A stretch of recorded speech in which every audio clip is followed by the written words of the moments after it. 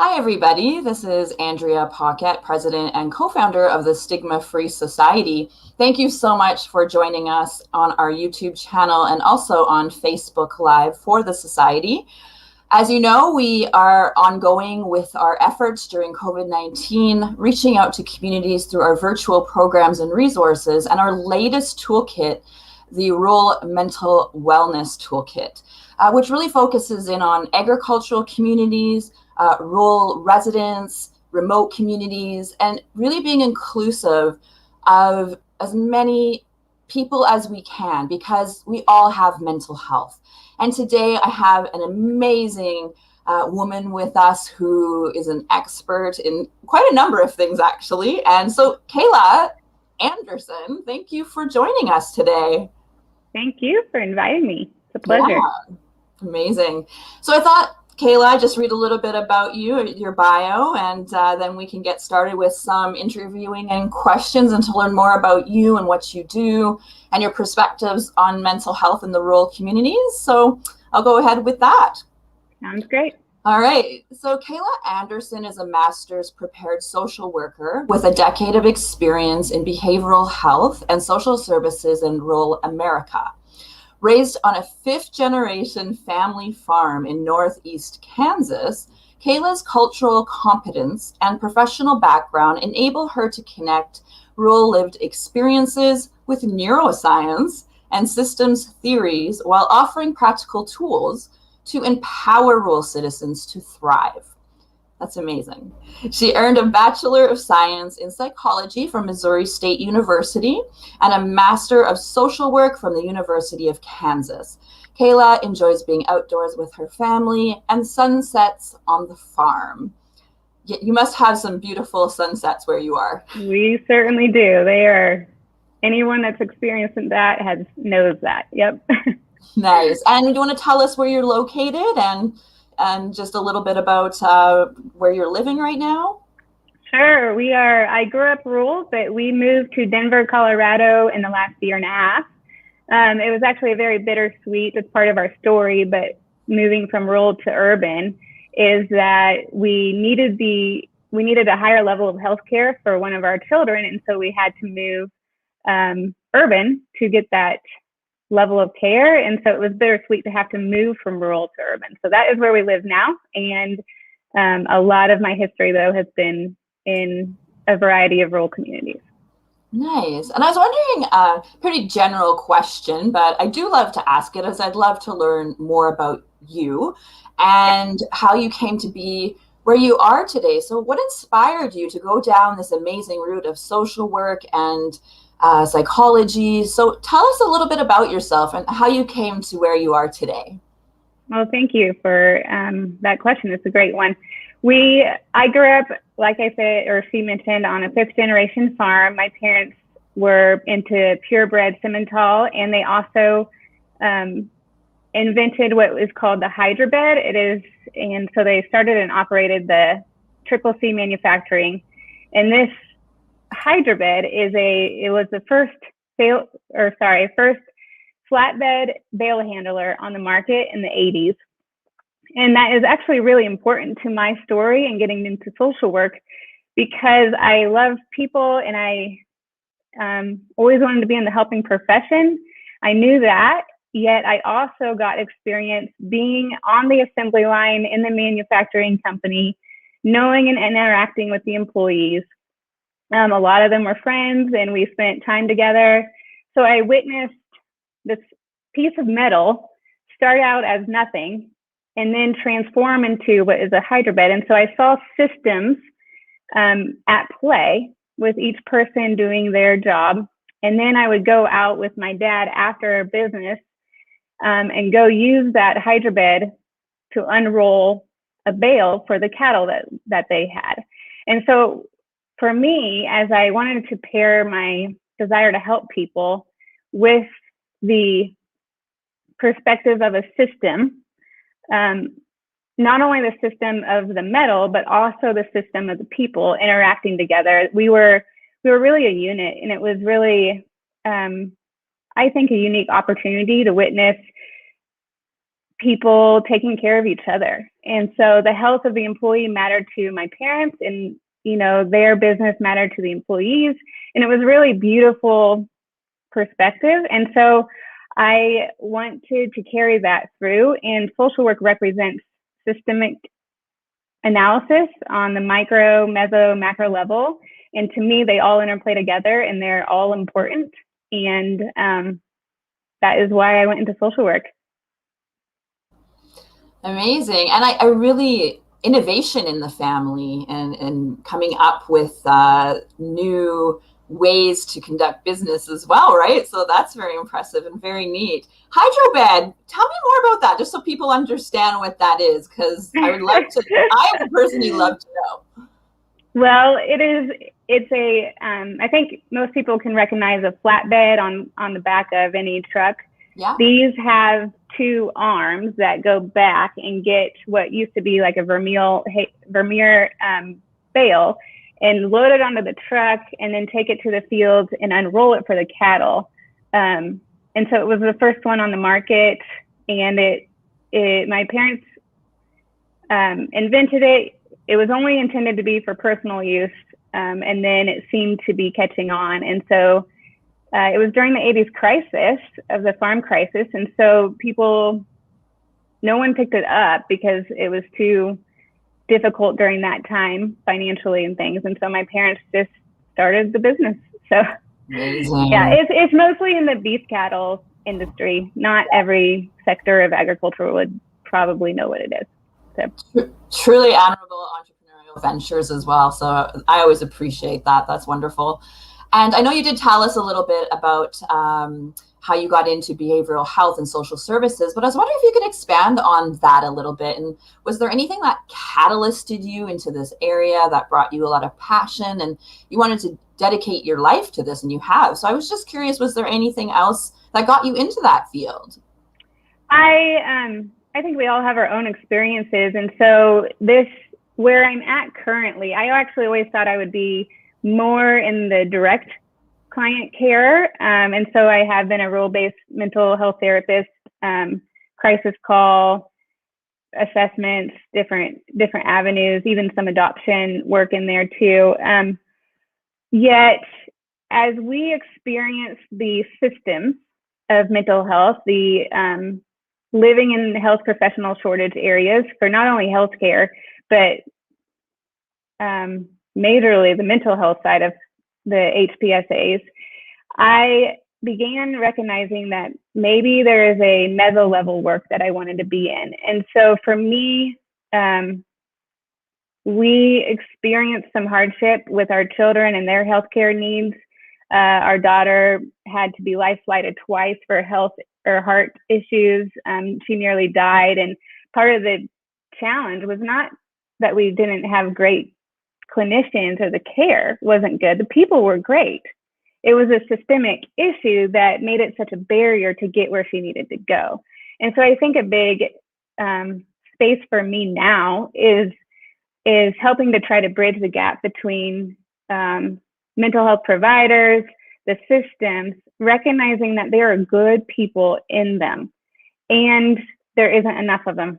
And what can we do to address that issue? How can we make the right thing easy at a systemic level? And part of that is because of my own individual challenges too.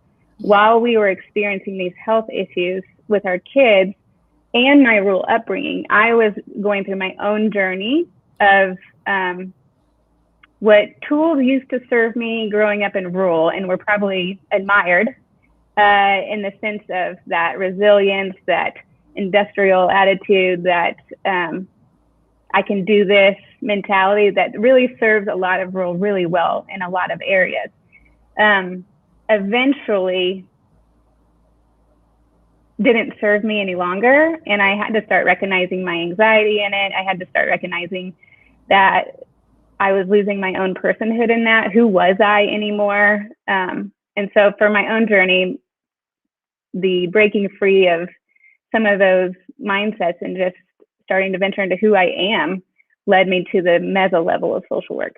I want to change and make that space available for other people.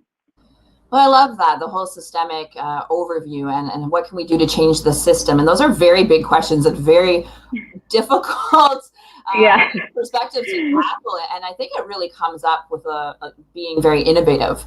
And so, no, definitely, you're in a space where you're greatly needed.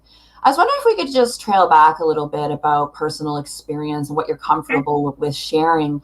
You're talking about some of your own personal challenges with anxiety. I was wondering what that looked like, and when you were talking about mental health in the rural communities.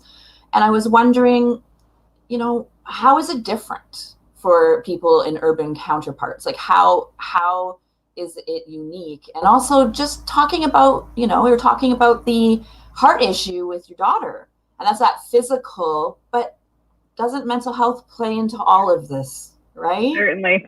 Yeah. Certainly. The amount of tears and anxiety, and another one of our children is a really sweet kid that has epilepsy, and so that's a little bit more chronic. And so we've had acute and we've had a chronic health issues, and how that affected our family, how that affected me. I was starting to have anxiety attacks. I was losing weight. I really probably needed a prescription at the time, and yet my own independence kind of challenge. I didn't get it partly because of my own independence. I'm just that ruggedness, and I look back on that now, and I just realize that would have been probably a healthy thing for me to bring into my life at that time, even if we're a season, just to help me be the best that I can be for our children and our family, and our community. So I wonder if there isn't just, if we understand where our boundaries are, and this is just my perspective, but if we understand where we begin and end, and where another person begins and ends, and that we get to stand at the gate,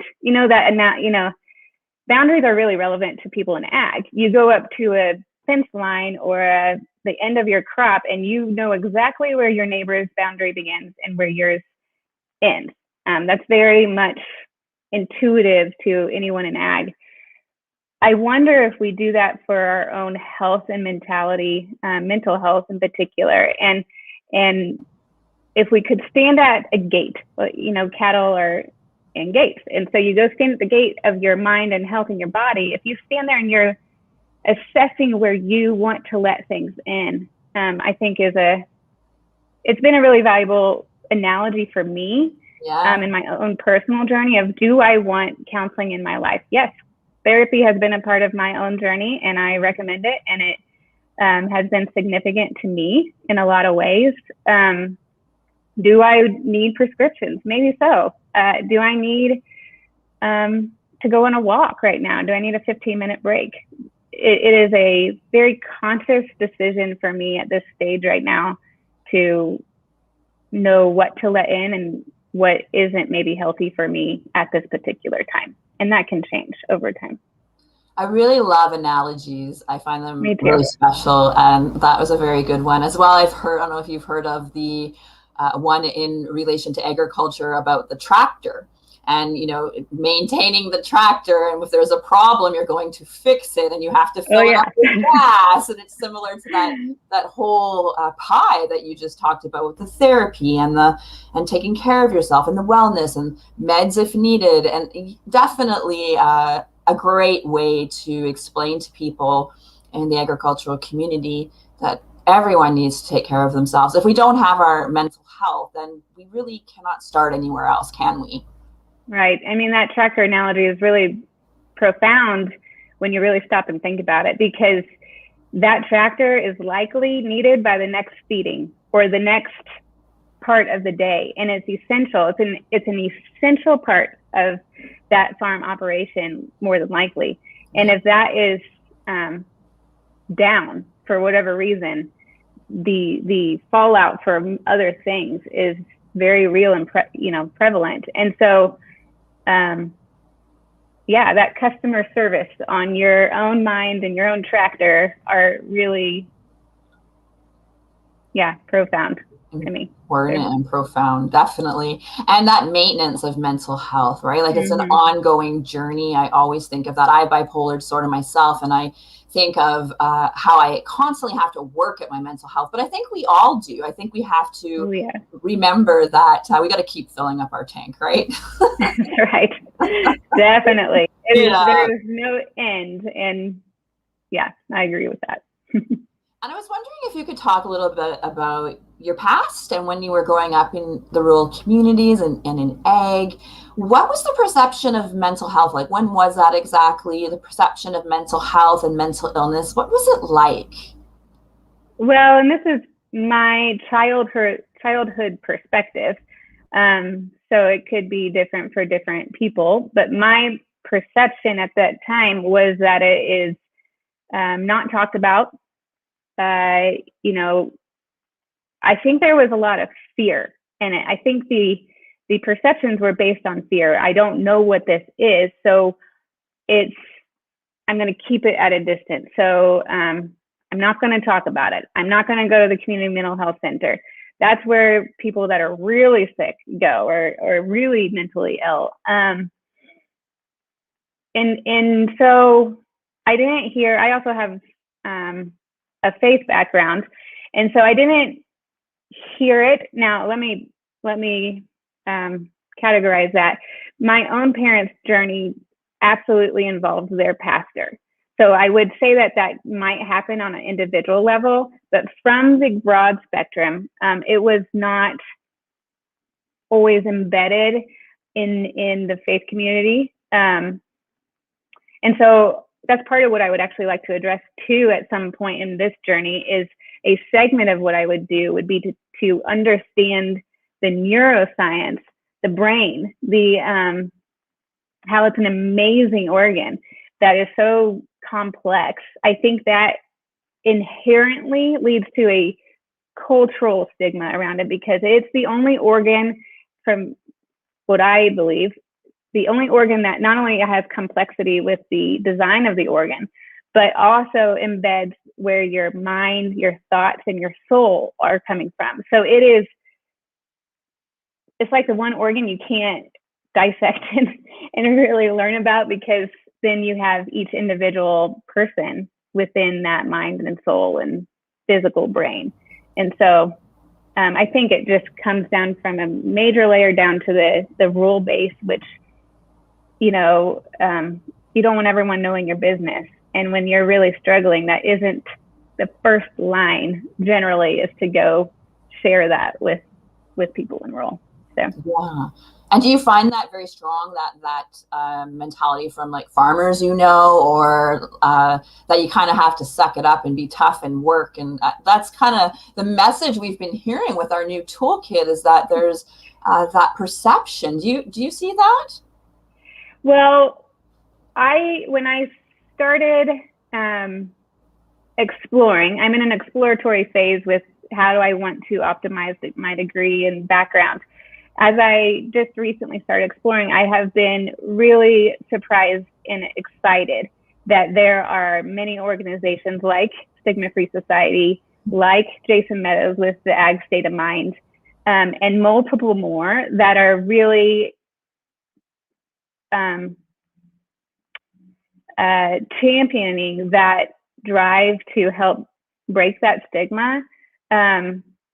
So although I think I grew up with that more, I'm so excited about what is happening. I just think that there is a lot more work to be done in it. So I do still think it's very prevalent, but I'm hopeful and believing that the efforts that all these organizations are putting forward help bring it down to a very personal level for the farmer and for the ag producer and for any rural citizen. Not everyone is in ag that lives rural. And yet those citizens too also experience the health professional issues, the shortage areas, the isolation, living so remote, is a beauty and a challenge. So you gotta know when it's serving you for good and when it's serving you for bad. It's just a matter of constant assessing what that isolation piece does. So And those unique challenges, right? Like it's so Mhm. different from urban to rural communities. I definitely Yeah. recognize that. Yeah, I especially. wonder, this is definitely my perspective, Yeah. so I will limit it to that. But, in the city, especially with COVID, I think isolation is prevalent, probably urban and rural. However, I wonder if rural or urban has purchasable replacements um, to pacify that isolation piece and that loneliness piece to some extent. Where rural, our nearest Starbucks was 3 hours away.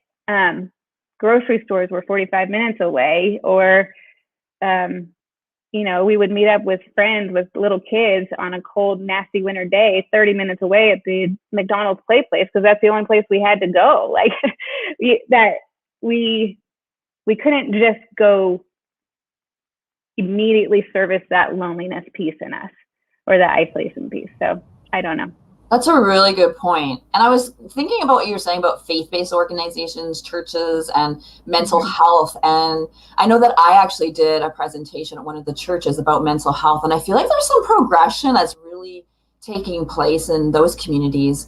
And I wanted to talk to you about that, but to also say, if somebody has a heart attack, often in the congregation in the past, it's been, let's sign a card, let's reach out to so and so. But there's that stigma still around in so many different areas, whether it's workplaces or churches, that it's not talked about, right? And nobody wants to say so and so had a mental breakdown, let's send them a card, when I feel like we really should. Yeah, and I have a tender spot for even the pastors, because I have a belief that even pastors are struggling mentally, and they almost, I was talking to a faith-based neuroscientist, an expert in the field, and I asked, like, how are pastors doing? And he said, really, the challenge is they're having to potentially go outside of their own community to get address their own needs for behavioral health, mental health. And so this is where the systemic piece of my, how I think plays in, because I don't believe it is pastors are unwilling. I wonder if it's just, they're not trained to be mental health professionals. Exactly. And so it's wonderful to have like mental health first aid and all these resources, which is awesome. There is a spectrum of where we need to capture people from my perspective. We got individual community, then we have more of the pastoral interventions, the mental health first aid. But ultimately that's still leading to the behavioral health, the professionals. And then that's a breakdown in rural America, because there isn't enough to service the needs. And so I wonder if it's not overwhelming to pastors.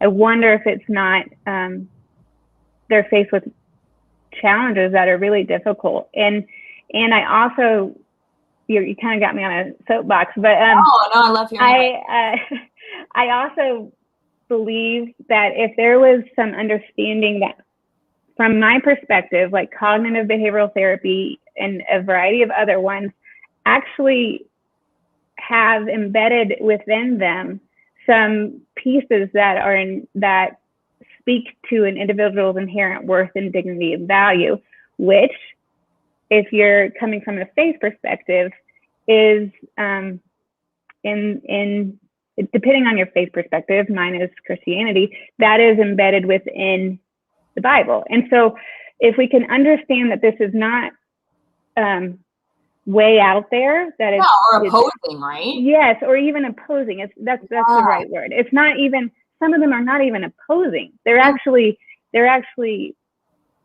speaking into that. And so if I could, I hope to break down some of those, present a different outlook on those things, and just present it and something to consider for people. They do with it what they will, but I think that's a barrier for the faith piece, is how does mental health intersect with faith? And that's a section of what I would like to do in the future. Well, I think that's beautiful, and I think it's something that really needs to be addressed, and to equip our pastors with the knowledge they need, because you're right, they're not mental health experts. And so I think there's a lot of pressure for them to kind of have all the answers and direction, when that can be a lot to handle. Yeah, and it's then the role piece too is when I think of being a rural mental health provider, if I were to go into mental private practice, I could be a doctorate with accolades and all this amazing research and books. I think it would take a lot for a very independent rancher to say, I need to come see you in my community. And so there's a lot of, I believe that we need to connect with the frontline people that see these ranchers, the vets, the bankers, even the bartenders, the people anyone that is right there at the front, seeing these people in maybe a vulnerable place of watching a calf die, or struggling through the finances and needing a loan. Those are moments in time where their vulnerability may surface. And if a mental health provider in a rural area connects with those people, I think they're going to get a better shot. Or even connecting with somebody 60 miles away. Hey, I got a referral for you. I have this rancher that needs some support. He doesn't really want to come see me. Totally cool. Let's go 60 miles away. Here's a resource over here.